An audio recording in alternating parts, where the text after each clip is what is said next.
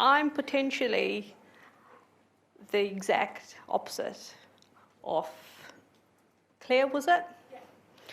I'm a scientist, and I'm a lab rat. I have no presentation prepared, but I do know my life, so let's hope I can remember most of it. Right, so I'm Ellie.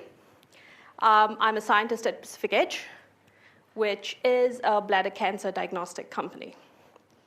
It took a long time for me to get here. I actually started off as a dentist, and then decided I hated my life.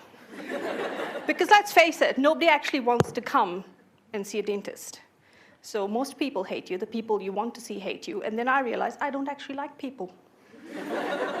I'm gonna go to the lab now. So I did a summer studentship right after I did my dentistry. I'm from India, so we had to actually answer a national exam to get into, to do a master's. And when I did in order to do that, we have to leave the town you come from. So I'm from a small place called Goa. And so I had to effectively go to Mumbai, which is the big city, to give the entrance exam. I gave the entrance exam. My dad was an hour late to pick me up. So I said, I'm just going to walk down the street. And the entrance exam was at a massive research institute. So I started wandering the halls of the research institute, looked at a few posters, had no idea what they were talking about, because it was all Drosophila neurogenetics.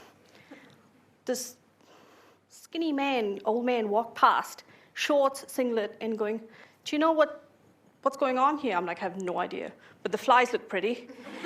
And he was like, what are your plans for the summer? I said, well, holiday, eat, sleep, swim, beach.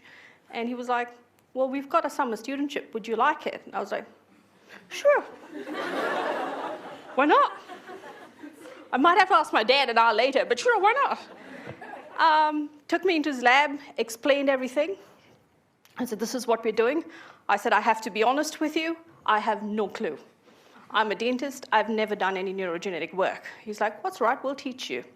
He taught me. And that was my first effective foray into genetics. I did my summer studentship, got into a master's program, and ended up doing a master's in microbiology. Now, why microbiology? Because we did quite a fair bit of microbiology in periodontics. So I said, I quite like this whole host and human and microorganism interaction, and I think I'll go down that path. I did my master's, and then as one does their master's, I said, right, okay, I'll go home. I kid you not, I did the exact same thing I did after my BSc. I wandered the halls of an institute, found some random guy, talked to him, got a junior research fellowship. Did quite a bit of work on E. coli. I went to a conference in Goa, met John Tagg. I don't know if most of you know. Had a chat with him. He's like, you should come to New Zealand.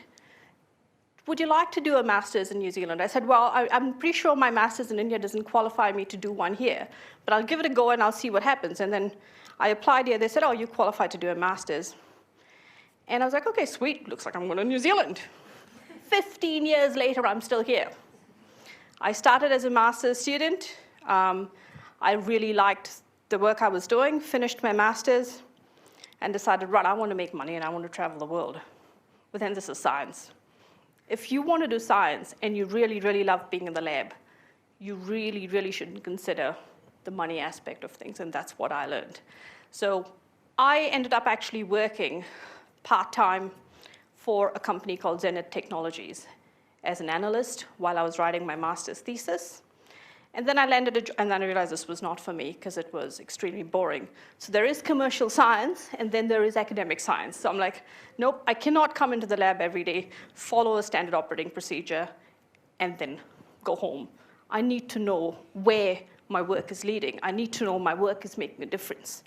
So I applied for an assistant research fellowship position at the School of Dentistry. Oh, going back home, getting pretty close, really uncomfortable, but it wasn't dentistry at all. It was on dental pathogens. Ended up actually being offered a scholarship, or applied for one, got it, did my PhD, and then always been interested in the whole host microbiome reaction kind of thing. Applied for a postdoc, I got a postdoc, really loved it, 4 years. But the key about science is if you don't publish, you perish. You have to love your work, but you have to be able to write your work. So my postdoc was effectively 4 years. I didn't publish as much as I should have, or I didn't publish much at all. So I said, all right, I need some time to publish.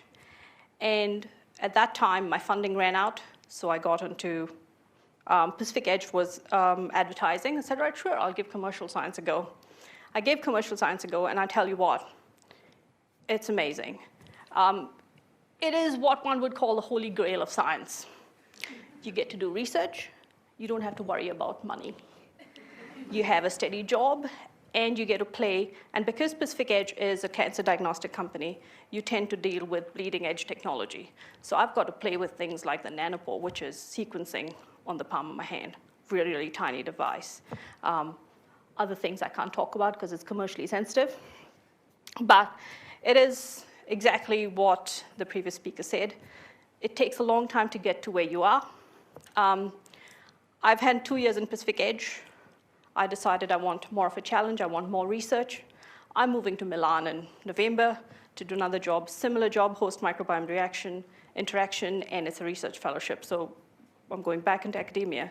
But all I wanted to say is, if anything, my life path has taught me, it is that you can be 40 or you can be 20, and you still may not know what you want to grow up to be. But once you find it, it will be amazing, and you will stick with it. So if you want to talk to me later, like I said, I'm a lab rat. I'm not much of a PowerPoint presentation kind of person. When it comes to my life, I'm quite shy. But one-on-one, I'm great, so you can talk to me then, and that's all. I've got some flyers for internships at Pacific Edge. We have 4 going this summer. So if you want to come and find me after, that would be great. Thank you.